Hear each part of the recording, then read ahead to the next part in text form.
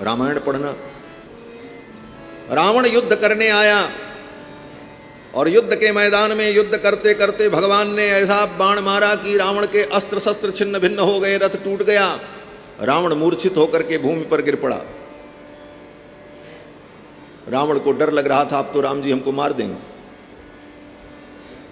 लेकिन राम जी ने नहीं मारा। रावण देख रहा था कि अब तो मैं मारा जाऊंगा, मेरे अस्त्र शस्त्र समाप्त हो गए, रथ टूट गया, मैं निहत्था हूं, अब राम जी मुझे मार देंगे। लेकिन राम जी ने तुरंत अपने बाण को धनुष से उतार दिया और कहा, लंकेश कोई बात नहीं, प्रविश्य रात्रिम चिरराज लंकाम। भगवान कहते हैं, लंकेश तुम थक गए हो, तुम्हारा ओंठ सूख गया है, युद्ध करते करते प्रातः काल से तुम प्यास से व्याकुल हो, भूख से व्याकुल हो और तुम्हारे शस्त्र भी नष्ट हो गए हैं, इसलिए मैं चाहता हूं कि अब तुम लंका चले जाओ, रात्रि विश्राम करो। वाल्मीकि रामायण में पढ़ना, भगवान ने कहा जाओ जाकर के विश्राम करो।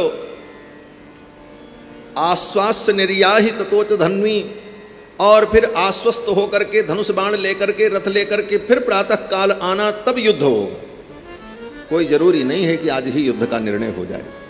रावण की उस दशा को देखकर, एक शत्रु की इस दशा को देख करके भगवान को दया आती है और भगवान कहते हैं जाओ जाकर के भोजन करो, विश्राम करो, औषधि का सेवन करो, प्रातः काल लौट करके आना, तब युद्ध का निर्णय होगा। रावण लौट करके गया, सोचता रहा क्या स्वभाव है राम जी का। रावण रोने लगा महाराज। रावण के 10 सिर की 20 आंखों से टप टप टप टप आंसू गिरने लगे। मंदोदरी ने देखा, आज जीवन में पहली बार मंदोदरी ने रावण की आंखों में आंसू देखा। मंदोदरी ने कहा, लंकेश आज युद्ध में ज्यादा पीड़ा हुई क्या, आपकी आंखों में आंसू? सारी दुनिया को रुलाने वाला आज रो रहा है। रावण का मतलब ही होता है जो सबको रुलावे। रावणो लोक रावण, महर्षि वाल्मीकि कहते हैं रावणो लोक रावण है, जो सारी दुनिया को रावण करता है। रावण माने रोना, जो रुलाता है। रावणो लोक रावण है, जो सारी दुनिया को रुलाने वाला है, आज वो रो रहा है।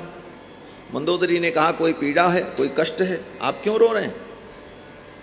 तो रावण ने मंदोदरी को डांटा, कहा देवी विनोद करती हो, ये हंसने का उपहास करने का समय। रावण रोएगा, वो भी युद्ध की पीड़ा से।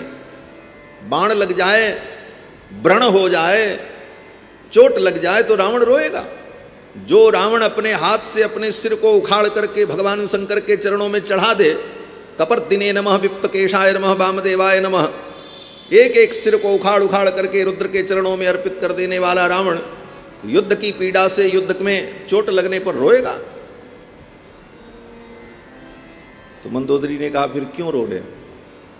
तो रावण ने रोते हुए कहा, देवी आज राम के स्वभाव ने मुझे रुला दिया। मुझ जैसे पतित के ऊपर, दीन के ऊपर भी उनकी ऐसी करुणा।